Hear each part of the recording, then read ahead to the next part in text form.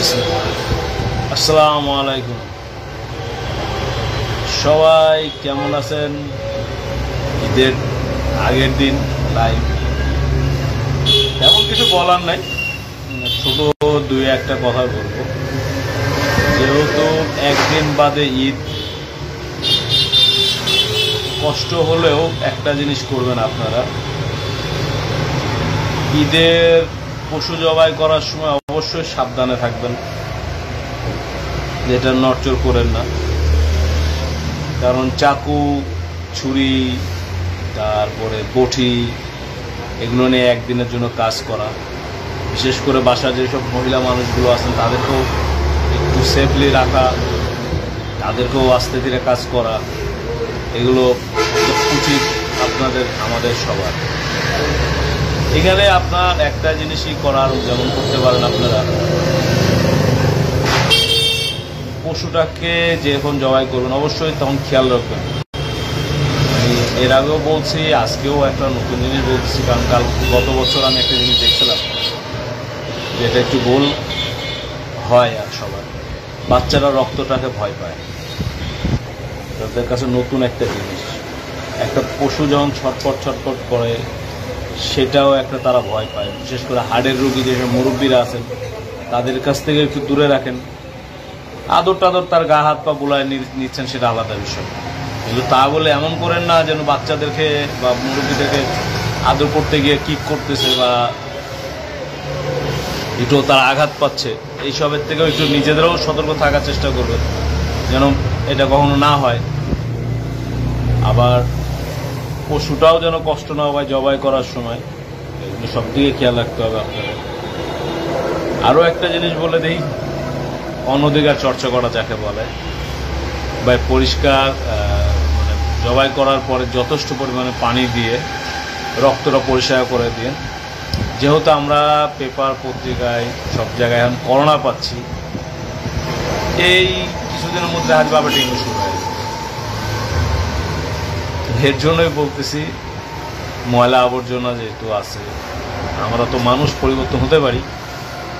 এই একটা দিনের জন্য একটু ভালোভাবে পরিবর্তন হই, আশেপাশে সবার জন্য একটু মঙ্গল নিয়ে আসি, সবার জন্যই ভালো হবে।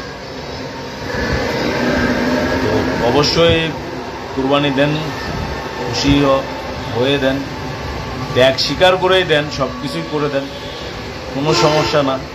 কিন্তু আবার একটা জিনিসই রিপিট, ভাই সব কিছু পরিষ্কার পরিচ্ছন্নতা রেখেই করেন। মুরব্বীদেরকে একটু সচেতন রাখেন, বাচ্চাদেরকে একটু সচেতনভাবে রাখেন, কারণ তারা এখনো ভয় পায়। ভাই এই তো দোকানে বসে আছি, এখনো বেরোয় নাই, বেরোবো কিছুক্ষণ পরে বেরোবো,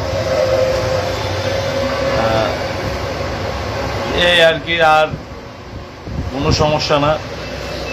পশুর থেকে বাচ্চাদেরকে, মুরব্বীদেরকে আবারও দূরে রাখেন, গা হাত পা যখন ইয়ে করবে। কারণ আজ থেকে একটা জিনিস যেটা করছে, গরু নিয়ে আসছে, বাসার ছোট বাচ্চাটা নাড়াচাড়া করতে গিয়ে কিক করছে, পিছনে পাজে মাসে বাচ্চাটা পড়ে গিয়ে কপাল কেটে গেছে। একটু জন্য এই জায়গাটা এই বরাবর কেটে গেছে, চোখে লাগে নাই, মানে খুবই সামান্য জন্য চোখের উপরে ইটের ইয়াটা লাগে না, মানে ইটে লাগলে কেটে যায়। তো এই অবস্থায় আছে। না রে ভাই,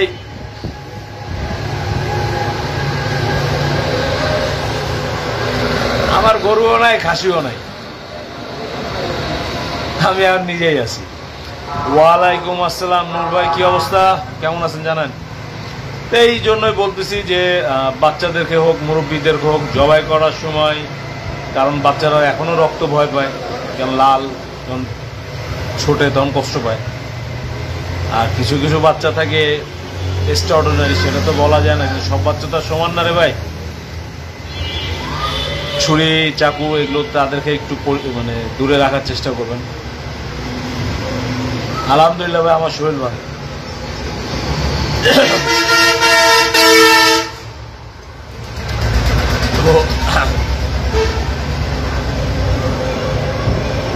জালাল ভাই কেমন আছেন জানেন? জালাল ভাই আমার থেকে বেশি দূরে না, কাছেই থাকে, এখান থেকে অল্প একটু দূরে। পবা থানার আন্ডারে, আমি থাকি বোয়ালিয়ার থানার আন্ডারে, এতটুকু পার্থক্য ভাই জালাল ভাইয়ের আর আমার। আচ্ছা, তো এখন আপনাদের ওটাই বললাম যে কুরবানি করেন কিন্তু পরিষ্কার রাখতে হবে, আশেপাশে একটু দেখেন, কারণ করোনা যেহেতু দেখা দিছে ডেঙ্গুটা আরো বাড়বে। তো এগুলো ইয়া করবেন। আর রাজশাহী এবং রাজশাহীর আশেপাশে সবাইকে আমার দোকানে ঈদের দাওয়াত, এসে ঘুরে যাবে। ঈদও খোলা থাকবে নামাজের পর, দোকান খোলা থাকবে জোহরের নামাজের পর, নাহলে আসরের নামাজের পর। আসরের নামাজের পরেই খুলবো, চিন্তা ভাবনা আছে, কারণ একটু কষ্ট হবে তো। আসরের নামাজের পরেই খুলবো আলহামদুলিল্লাহ। তারপরে রাত্রে থাকবো 11টা পর্যন্ত বা 12টা থাকবো।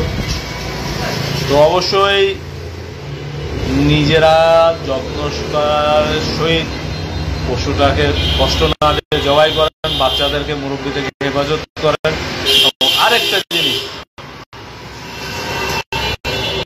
এই ভিডিওটা শিকারী ভাইয়ের বাদে আমাদের একটা ছোটখাটো একটা আমরা পরিচিত, তার বাইরে যেসব ভাইরা দেখবেন বা বোন মা খালা যারা দেখবেন, তাদেরকে একটু অনুরোধ করবো, ব্যঙ্গ সাইজে করে আপনার ওই পশুগুলোর পিছে ছবি তুলে পশুটার গায়ের উপর উঠে এইগুলো করতে যায় না ভাই।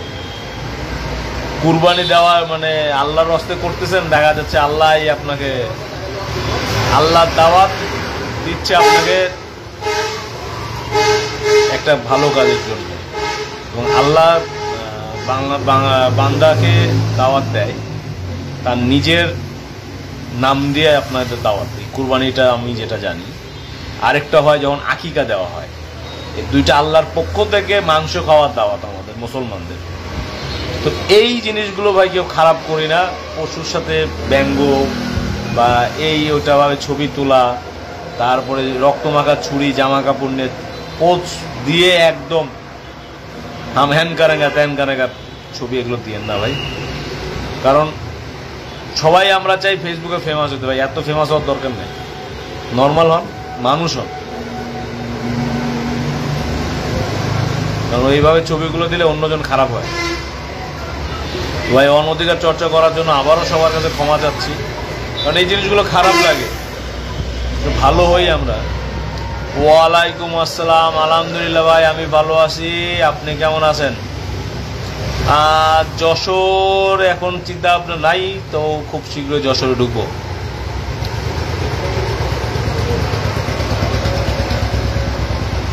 জি বিল্লাল ভাই কোনো সমস্যা নাই, আপনি ইয়ে করেন, দেখা যাক। আর খুব শীঘ্রই আমি চিন্তা ভাবনা আছে, ঈদের পরে একবার যাবো যশোর। অনেকদিন আমার যশোরে বন্ধু বান্ধবের সাথে দেখা করার দরকার, অনেকদিন হয়েছে দেখা হয়নি। এই আপনার স্টেশনের ওই পাশটাগুলোতে অনেকজন থাকে, যাওয়া লাগবে। যশোর কুষ্টিয়া এগুলোতে ঘুরে আসার অনেকদিনের ইয়ে। একবার চিন্তা করছি পাবনা হয়ে কুষ্টিয়া ফরিদপুর হয়ে একদম খুলনা হয়ে বেরোয় আসবে, সবার সাথে দেখা করবে। দেখা যাক আল্লাহ ইচ্ছা কবুল করে কিনা, একটা ইচ্ছা আছে সবার সাথে একটা ট্যুর করে আসার জন্য, সবার সাথে দেখা করে আসবে। তো যাই হোক, সবাই ভালো থাকবেন, সুস্থ থাকবেন, সবাইকে ঈদ মোবারক। আবারও বলি, আপনি ভালো থাকলে সবাই ভালো থাকবে।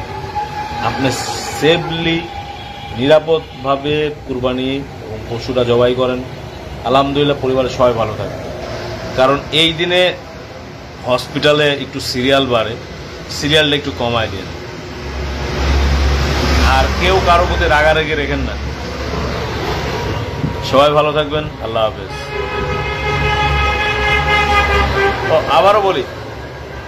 আমি আবারও বলি, ঈদের দিন আসরের নামাজের পরে অবশ্যই আসবেন সবাই, রাজশাহী এবং রাজশাহীর আশেপাশে যারা আছেন তাদের সবাইকে আমার দোকানে অ্যাটলিস্ট চা খাওয়ার দাওয়া। এটা দোকানের ঠিকানাটা বলে দিই, তালাইমারি মোড় থেকে ঠিক 400 মিটার দূরে ড্রিম ফিশিং ট্যাগেল বিডি, রুয়েটের বাউন্ডারির ঠিক উল্টা পাশে নর্দার্নের মোড় বা শিমুল মেমোরিয়াল ব্র্যাক একাডেমির বিল্ডিংয়ের পাশেরটা। নর্দার্নের মোড় তালাইমারি, যেটা শিমুল মেমোরিয়াল স্কুলের কলেজের শাখা, তালাইমারি শাখা, তার পাশেই হলো আমাদের এই দোকান ড্রিম ফিশিং ট্যাগেল বিডি। তো আর সবাই তো আমার নাম্বার যারা যারা জানেন বা ফেসবুকে বা এখানে এখানে ঘুরলে আলহামদুলিল্লাহ পেয়ে যাবেন। ওয়ালাইকুম আসসালাম রাহমাতুল্লাহি ওয়া বারাকাতুহু। মামা আমি আলহামদুলিল্লাহ খুব ভালো আছি, আপনি কেমন আছেন? বাসায় সবাই কেমন আছে সবাইকে জানাবেন অবশ্যই। আগামীকাল ইন্ডিয়াতেও কুরবানি, তো মামা সবাইকে মিলে দেখে বুঝে কুরবানিটা দিবেন, কারণ আপনাদের পরিবার তো অনেক বড়, আমার নানার পরিবার অনেক বড় ভাই ইন্ডিয়াতে যারা আছেন, তো তাদেরকে বলবো সবাই হেফাজতভাবে সবাইকে, আর বড় নানাকে সালাম দেবেন, নানিকেও সালাম দেবেন। তো যাই হোক, আজ এ পর্যন্তই, আল্লাহ হাফিজ।